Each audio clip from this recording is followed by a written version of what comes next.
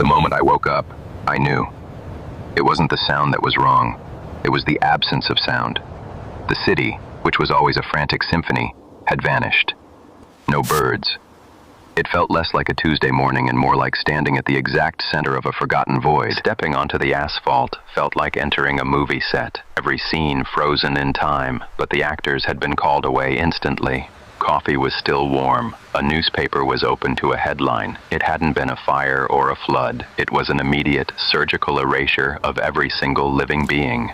The horror wasn't the emptiness. The horror was the meticulously arranged reality they left behind. Then, the silence broke. A sound, not human, not traffic, but something smaller, something that shouldn't have been there at all. A child's laugh, followed by a dog's bark. They were looping, perfect, high-fidelity sound, repeating over and over in the spot where they vanished. They weren't memories, they were echoes. The final, isolated temporal moment of a living thing, perpetually trapped in the space where it was phased out of existence. I had to know what happened. I had to follow the sound. The echoes were the only witnesses I had left. The little whispers faded as I moved deeper into the city's heart. The neighborhood was a complex knot of sounds, hundreds of small echoes overlapping. A shouted argument. I realized they weren't random. If I focused, I could link them. A mother's gasp, the sound of something falling from the sky. They were a chain reaction to a single, external event. Every echo, the shout, the gasp, the fall, was directed upwards. Whatever erased them came from above.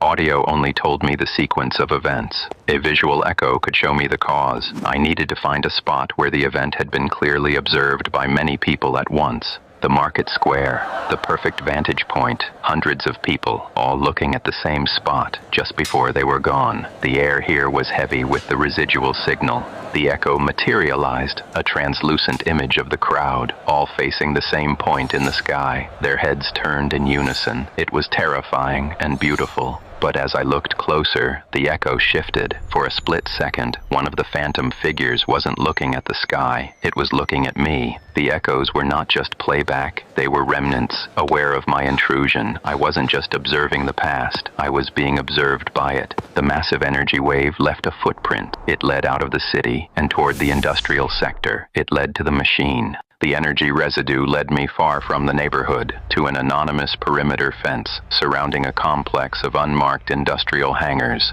The door was unmarked, thick steel, but unlocked. Whoever had initiated the signal either didn't care or wasn't there to lock up. It wasn't a corporate office. It was a research lab, but not a clean one. It was a basement, thick with dust and the smell of ozone. That's where I found her log, a handheld recorder with its battery dead. But the echo of the recording, the signal itself, was still reverberating in the air around it.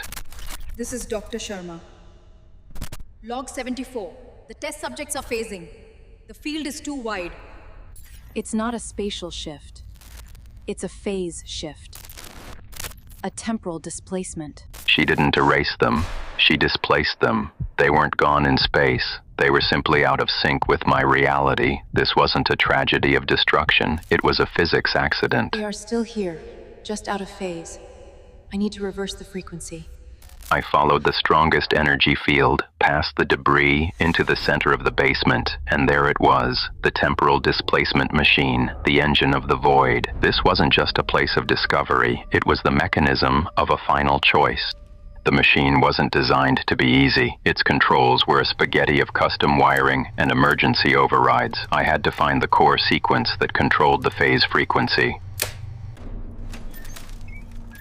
Failure to stabilize the wave will result in a total temporal collapse. The stakes were infinite. If I failed, the city wouldn't just be empty, it would be wiped from history itself. But not trying was no longer an option. I found the override. Recalibrating the temporal signature required reversing the initial input, pushing the wave back through the phase point. The resistance was immediate. The machine wasn't just physical, it was tied to the displacement field. Every action I took was met with a violent, energetic feedback loop. The echoes knew their frozen realities were being disturbed, and they were fighting back. The air was thick with the energy of thousands of displaced lives, forcing their way against the sequence. The core crystal was overloading. I had pushed the frequency too high, too fast. I was risking temporal collapse, the complete obliteration of everything everything, including myself. The moment arrived, the frequency aligned. I engaged the primary capacitor. This was it, the final, painful moment of existence before the world either came back or was erased forever. I let go. I let go of everything. The world flooded back. Not slowly, but instantly, overwhelmingly. The sounds, the movement, the people, they were all here. No one noticed the pause. No one remembered the echoes or the silence. For them, life had resumed exactly where it left off. I was the only one who carried the knowledge of the void, but the success was imperfect. The recalibration had worked, but it left a scar. A subtle, permanent flaw in the world's texture that only I could see. Look up.